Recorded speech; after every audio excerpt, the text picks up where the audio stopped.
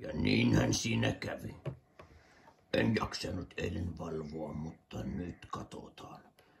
Ja niille, jotka haluavat säilyttää jännityksen, kohta kerrotaan tuloskin, joten silmät ja suut kiinni. Ja jos haluat tietää tulokset nyt tarkkana ja mennään. Jännittää. Kokkia tärisyttää.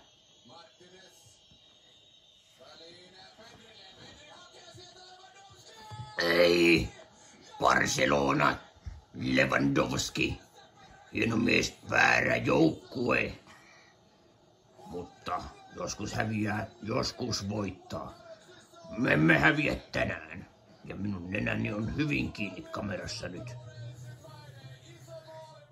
Ahaa, parempi.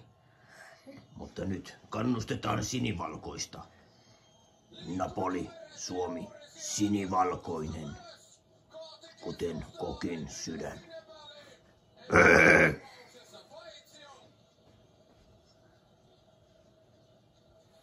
Sinne se meni. Tiesittekö, että tämä pelataan Diego Armando Maradona stadionilla? Pienenä Kokki koulutti Maradonasta hyvän pelaajan.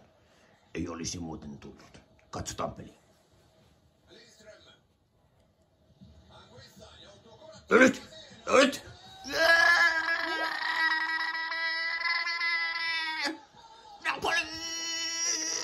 Napoli! Torilla tavataan!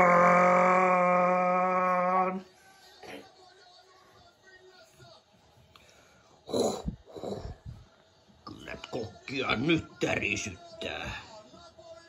Olemme edelleen pelissä mukana. Torilla tavataan. Si vediamo in piazza, kuten Italiassa sanoittaisiin. Katsotaanpas uudestaan. Sinne se menee. Osimhen vallan mainio maali. Kattokaa vielä kerran.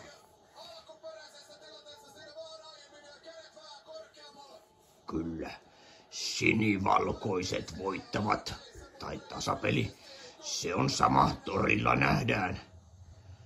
Ja nyt, ne ketä jännitti, se oli 1-1, joten 3 viikon päästä katsotaan kumpi vie. Ei.